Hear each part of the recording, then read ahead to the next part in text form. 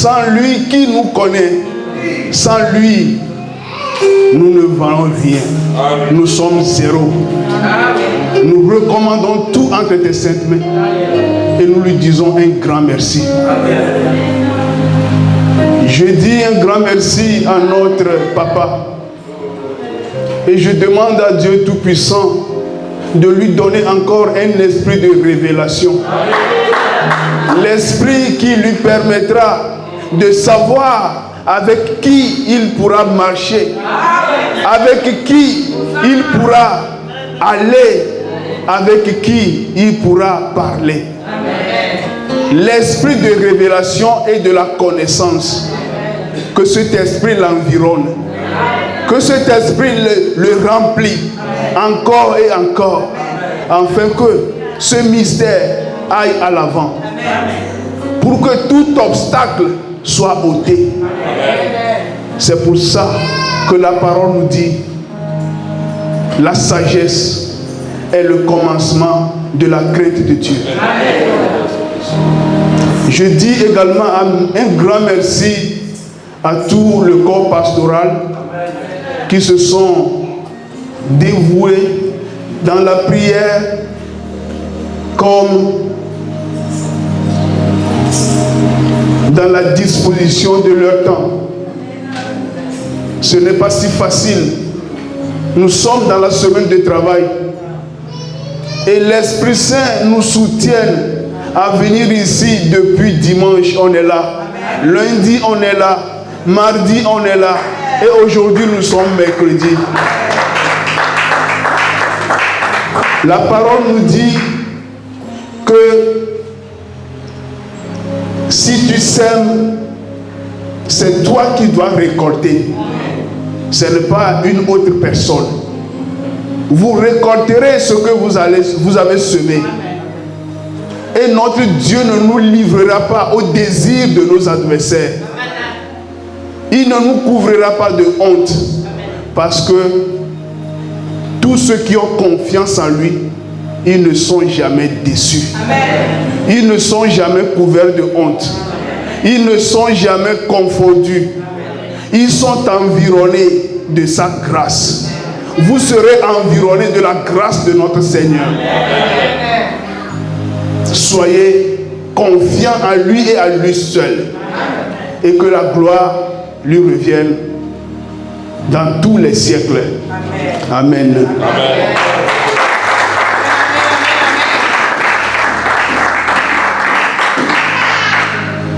Pour y commencer, vous savez tous le test du jour. Nous allons commencer toujours par la prière. Je demanderai dans la prière de ce soir que Dieu, le Saint-Esprit, l'Esprit qui connaît les choses de Dieu, l'Esprit qui sonde tout, même les profondeurs de Dieu, celui par qui Dieu nous touche, celui par qui Dieu exauce nos prières, celui par qui Dieu nous révèle les choses cachées, que cet esprit se manifeste encore, qu'il se manifeste puissamment, parce que nous croyons en lui. C'est pour ça que nous avions parlé. Nous croyons en lui. C'est pour ça que nous sommes là. Nous sommes humiliés auprès de lui pour qu'il nous habille d'un manteau nouveau. Oui, Saint-Esprit, Esprit de gloire, inonde le cœur de ton peuple. Change le cœur de pierre en un cœur réceptif, afin que ta parole soit enracinée en eux. Car sans la parole, nous sommes zéro. Au commencement était la parole. La parole était Dieu. Et la parole était avec Dieu. Nous sommes au moment de la parole. Que cette parole prenne place dans leur vie et produise du fruit. Utilise-moi puissamment comme un canal pour édifier ton peuple. Et que la gloire revienne à toi et à toi seul. Dans le nom puissant de Jésus, j'ai ainsi prié. Amen.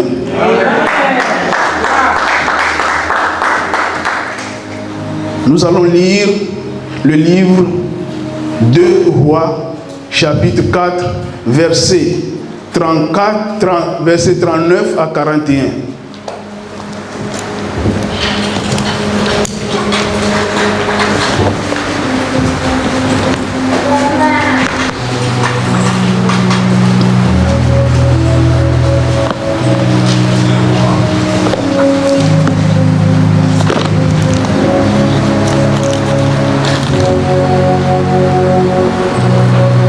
Qui a trouvé? Oui, 2 Rois 4, 39 à 41, j'ai la parole du Seigneur. Amen. L'un d'eux sortit dans les champs pour cueillir des herbes. Il trouva de la vigne sauvage et il y cueillit des coloquettes sauvages. Plein son vêtement. Quand il rentra, il les coupa en morceaux dans les pots où étaient les potages. Car on ne les connaissait pas. On servit à manger à ces hommes. Mais dès qu'ils eurent mangé du potage, ils s'écrièrent: la mort est dans les pots, homme de Dieu. Et ils ne purent manger.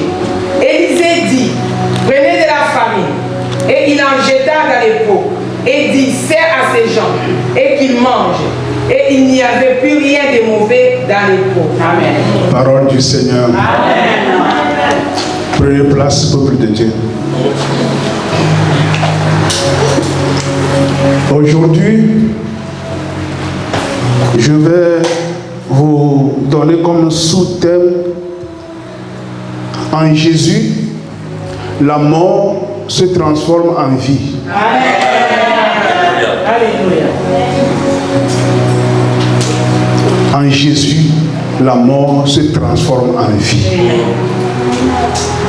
Ici, je peux vous dire que celui qui est sorti chercher le potager n'est pas un étranger. Il fait partie du groupe. C'est-à-dire, celui qui vous fait du mal n'est pas l'un de vous. Il est près de vous. Il est avec vous. Il mange avec vous. Il parle avec vous. Il a amené la mort dans la maison. Il est là. Peut-être il sait que ce qu'il a amené, ce n'est pas bon. Mais il l'a amené. Il est au milieu, il est là, comme quelqu'un qui est disponible à manger ensemble avec vous.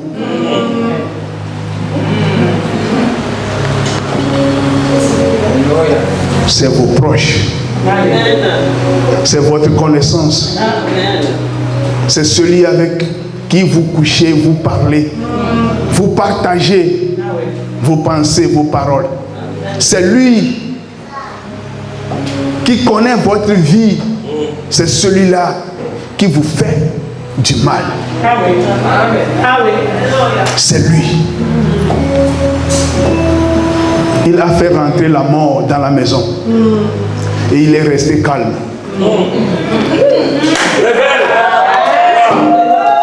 Il a fait rentrer la mort dans notre vie. Et il est resté calme. Il n'a rien dit. Il n'a même pas vérifié ce que j'ai amené. Est-ce que c'est bon ou pas? Non. Il n'a demandé à personne de vérifier. Il a mis en disposition de tout le groupe. Il a empoisonné tout le groupe. Heureusement qu'il y a un homme de Dieu. Celui qui est homme est Dieu. Celui qui est la bouche de Dieu. Celui qui est la main de Dieu. Celui qui est le messager de Dieu. Celui qui incarne l'autorité de Dieu. Celui qui incarne la puissance de Dieu. Celui qui incarne le pouvoir de Dieu. Il est là.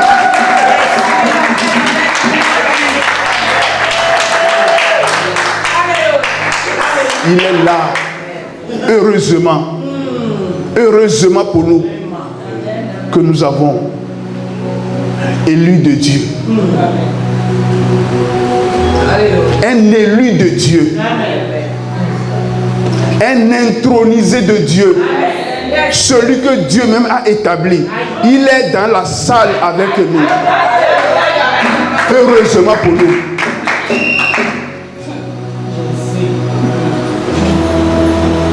Lorsque les Israéliens sont dans le désert, arrivé à un moment, ils commençaient à murmurer, à parler contre Dieu. Dieu est fâché. Il a envoyé le serpent. Et le serpent les tuait. À chaque morsure, il mourait. Arrivé à un moment, Moïse s'est retiré. Il a demandé à Dieu, qu'ai-je faire? Dieu lui a dit de monter, de faire élever le serpent des reins. Moïse a élevé le serpent des reins. Le serpent des reins, il est là. Les Israéliens sont là.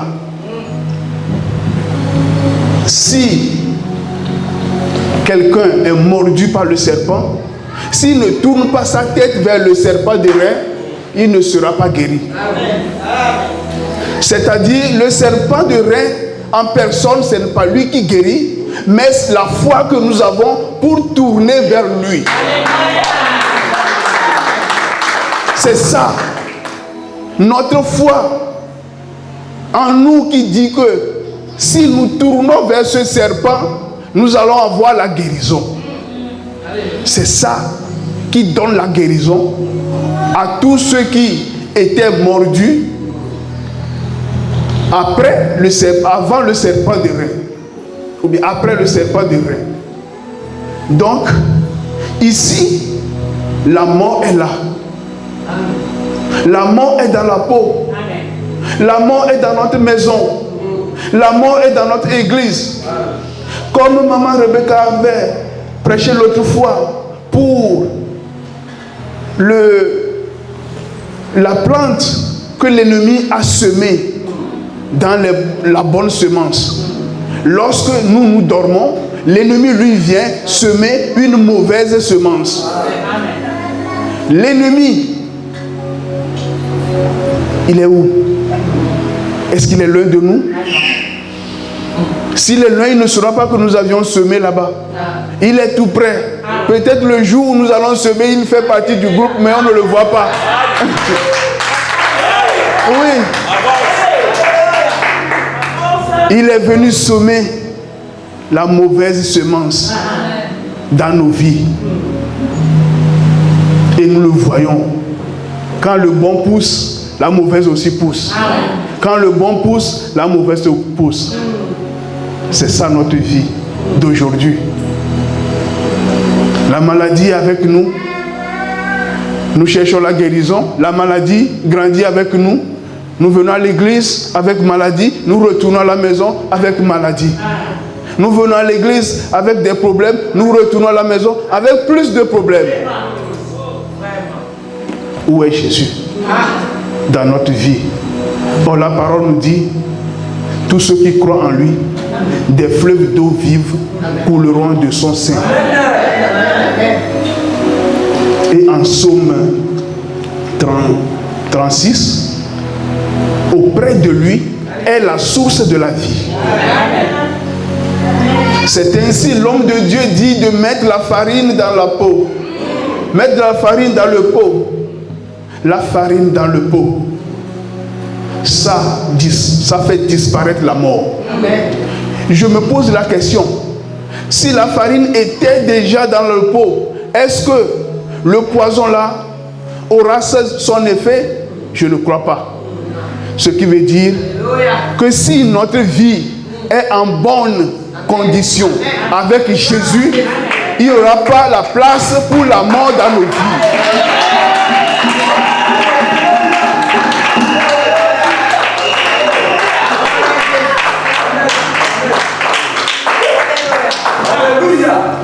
Si nous sommes en bonne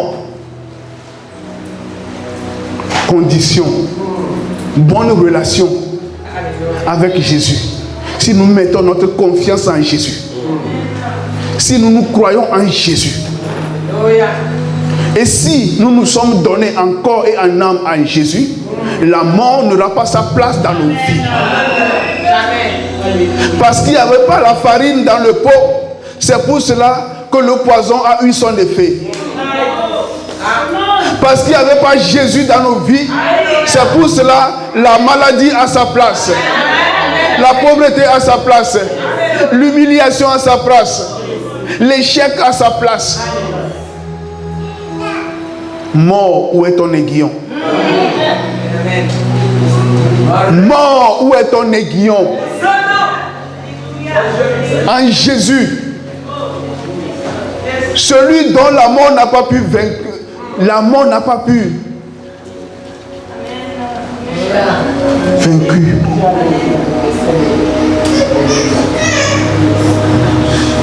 La mort ne l'a pas pu retenir. La mort ne l'a pas pu retenir. Même dans la tombe, il est Seigneur. Dans la tombe, Jésus est Seigneur.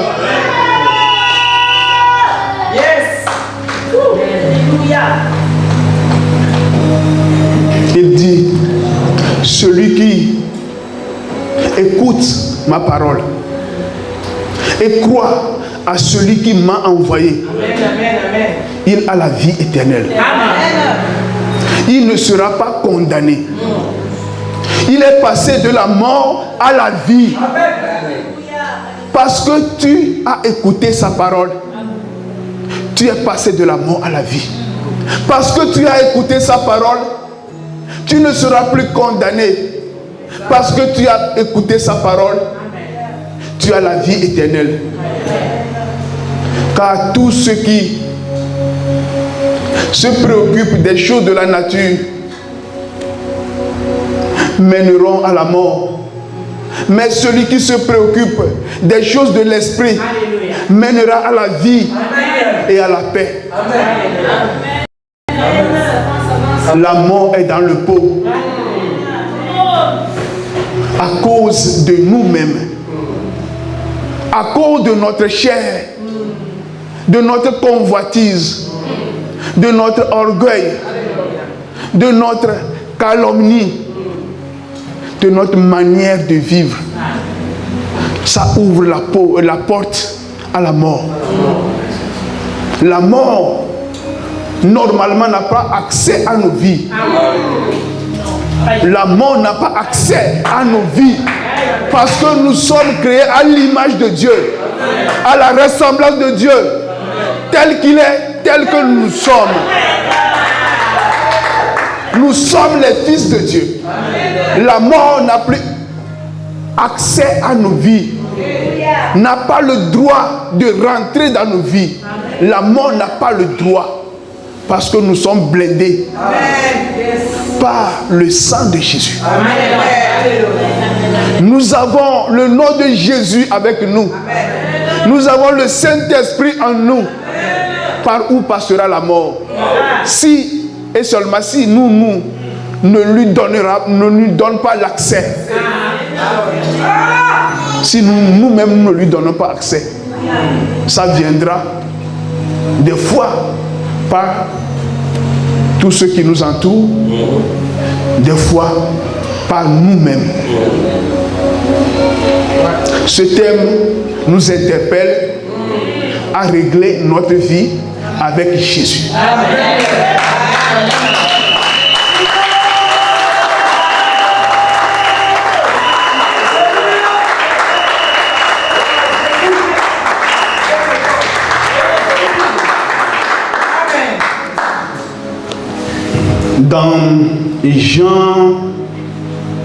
Dans Jean 8, verset 51, je vais voir. Oui, Jean 8, verset 51. Jésus nous dit là-bas, en vérité, je vous le dis, si quelqu'un garde ma parole, il ne verra jamais la mort.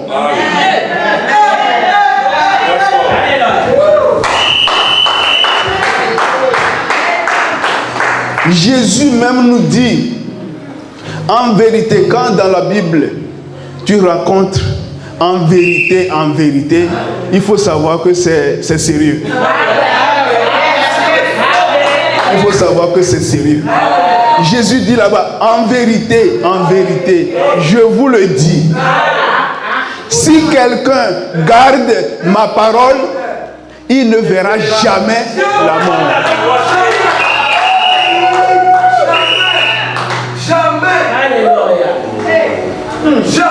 Il ne verra jamais la mort. Et il dit, celui qui garde mes commandements, c'est celui qui m'aime. C'est celui qui m'aime. Celui qui aime Jésus doit garder son commandement. Et si tu gardes ses commandements, tu ne verras jamais la mort. Est-ce que nous gardons sa parole? C'est ça la question. Donc, ce thème, le thème là même, va nous restituer, nous guérir.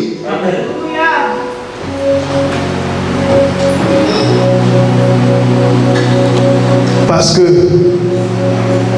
si tu ne gardes pas, si tu ne gardais pas la parole de Jésus, arriver à ce programme jusqu'à la fin, il faut commencer à garder la parole de Jésus pour que la mort ne rentre jamais dans ta vie.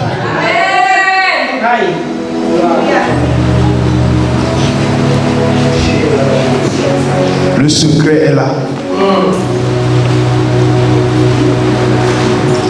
La mort est dans le pot. Qui a amené la mort?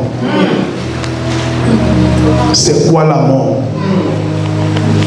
Et qu'est-ce qui fera sortir cette mort? Comment est-ce que cette mort sortira de ce pot? Comment allons-nous faire sortir cette mort de nos vies, de notre église, de notre ministère, de notre maison? Comment allons-nous faire sortir cette mort? Cette mort qui nous retarde, cette mort qui nous intimide, cette mort qui nous rabaisse, cette mort qui fait que les étrangers se moquent de nous. Des fois, ils disent, où est votre Dieu? C'est ça que je prie des fois, Seigneur, ne permets pas que ces étrangers disent à ma faveur, où est mon Dieu? Ne permets pas. Et l'Éternel ne permettra pas que tous ceux qui sont venus ici, dimanche, lundi, mardi, mercredi, ne permet pas, l'Éternel ne permettra pas que ces gens-là nous demandent où est votre Dieu. Vous verrez la gloire du Seigneur et sa promesse se réalisera, s'accomplira en votre vie dans le nom puissant de Jésus.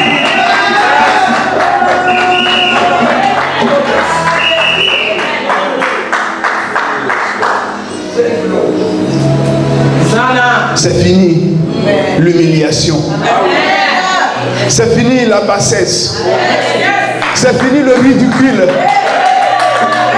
C'est fini. C'est fini. La pourriture dans nos vies, c'est fini. Parce que nous avons rencontré un Dieu. Un Dieu qui est fidèle. Un Dieu qui a tout fait à notre place. Il nous dit, allez, vas-y. J'ai déjà vaincu pour vous. C'est pour cela la Bible, la parole nous dit, il nous a délivrés de la puissance des ténèbres et nous a transportés dans le royaume de son Fils bien-aimé. Nous ne sommes plus les habitants du royaume des ténèbres. Nous sommes les habitants du royaume de l'Éternel, le royaume de la lumière, le royaume de la joie, le royaume du bonheur, le royaume d'honneur, le royaume de la paix, le royaume de Dieu. Notre adresse a changé. Notre adresse a changé. En Jésus, nous ne sommes plus n'importe qui. Il dit, nous sommes les fils de la lumière, les fils du jour, Nous ne sommes plus des ténèbres ni de la nuit. Non. Jésus nous dit, je suis la lumière du monde. Celui qui me suit, il ne marchera plus dans les ténèbres, mais il aura la lumière de vie. Il aura la lumière de vie. Si tu suis Jésus, tu auras la lumière qui donne la vie. La lumière qui fait vivre. La lumière qui est la vie. C'est en lui et en lui seul il y a cette lumière. En lui, il a cette lumière. Et il nous dit que nous aussi, nous sommes la lumière du monde. Une ville qui est située sur une montagne ne peut être cachée. Ne peut être cachée. Notre vie ne sera plus une vie de cachette. Nous allons briller. Nous allons briller. Nous allons briller. Et le monde tout entier nous verra et il glorifiera notre Dieu. Il glorifiera notre Dieu. Il honorera notre Dieu. Parce que c'est lui qui l'a fait. C'est lui qui l'a fait. Il est le véritable. Il est le véritable. Notre Dieu. C'est un Dieu sincère. Oui. C'est un Dieu sincère. Je suis dans la joie parce que j'ai Jésus comme mon Dieu. J'ai Jésus comme mon Dieu. Si vous me voyez briller, c'est parce que j'ai Jésus comme mon Dieu. Jésus. C'est lui seul qui peut le faire.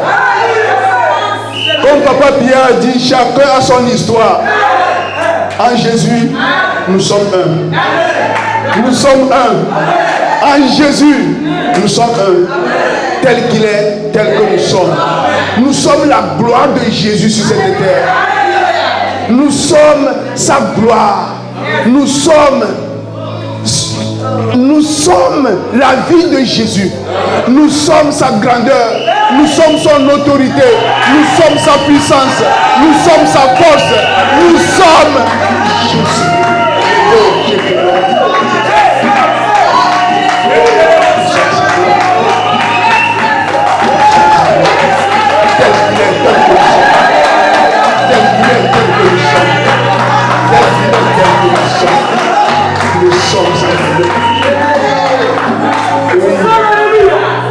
Alléluia.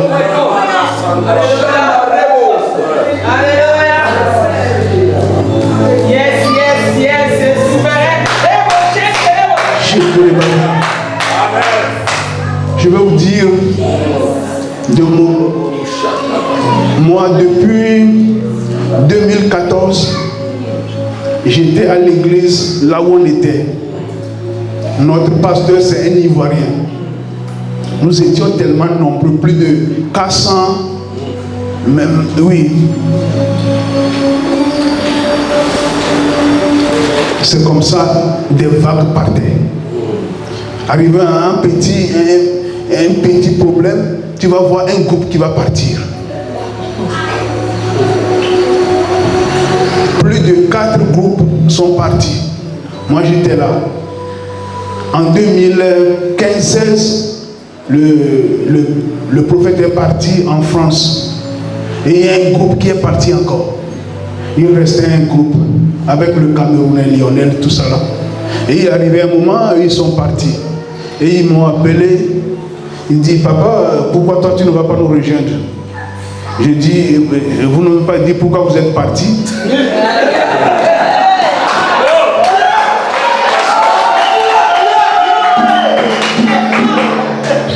Et ils m'ont répondu parce que Dieu leur a dit d'aller faire voler à leurs propres ailes. Donc d'aller faire leur propre église. Et moi je leur ai répondu, comme Dieu vous a dit que vous allez partir, moi aussi j'attends la voix de Dieu. Quand il me dira de partir, je vais vous suivre. Donc, ce qui fait que moi, je me suis dit, ça ne sert à rien de courir de l'église en église. Parce qu'il faut savoir ce que tu cherches. Il faut savoir ce que tu cherches. C'est Jésus qui est notre maître. C'est là où il y a Jésus. C'est là où nous serons. Ne suivrons pas les hommes. Mais suivrez Jésus. Quand tu as un problème, tu racontes ça à Jésus. Tu ne vas pas l'attendre demain quelque part. Et c'est lui qui fera que ce problème ait une solution. Mais lui, il ne va pas le dire quelque part. Mais celui qui ne va rien faire sur ton problème, quand tu le racontes, il va le dire, ajouter, multiplier, jusqu'à ce que il n'y a pas de solution là-bas. Mettez vos confiances en Jésus. Et il y a des hommes de Dieu qui sont fidèles à Jésus. Des hommes de Dieu qui ont le cœur de Jésus. En qui l'Esprit Saint a répandu l'amour de Jésus. Car sans l'amour, nous ne sommes rien. Notre Dieu est amour. Notre Dieu est amour. Si nous avons l'amour pour les uns et les autres, je ne crois pas que tu vas haïr ton prochain. Tu vas le haïr parce que tu ne l'aimes pas. Si tu l'aimes, tu ne haïras pas. Parce que l'amour ne fait pas du mal. L'amour ne fait pas du mal. Ne laissez pas l'amour entrer dans votre maison. Remplissez votre maison de l'Esprit Saint. Parce que heureusement, l'homme de Dieu était là. Il a mis de la farine qui est l'Esprit de Dieu, la farine qui est le pain de vie. Le pain de vie, Jésus. Christ est en nous.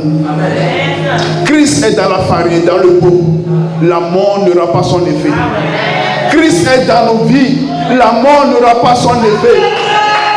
Christ est dans notre ministère. La mort n'aura pas son effet. Essayez de mettre Christ en premier lieu dans notre vie. Si nous voulons voir les promesses de Dieu s'accomplir dans nos vies, confions-nous en Jésus. Car c'est auprès de lui est la source de la vie. Par sa lumière, nous voyons la lumière. Par sa joie, nous voyons la joie. Par sa paix, nous voyons la paix. Il est la vie. Il est la résurrection et la vie. Tout ce qui est mort en nous, comme il est la résurrection, il a la capacité de les ressusciter et de donner une nouvelle forme. Là où les hommes ont mis point, lui vient mettre virgule et ton histoire continue.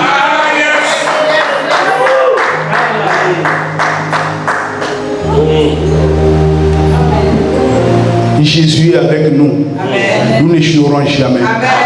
Que Dieu vous bénisse.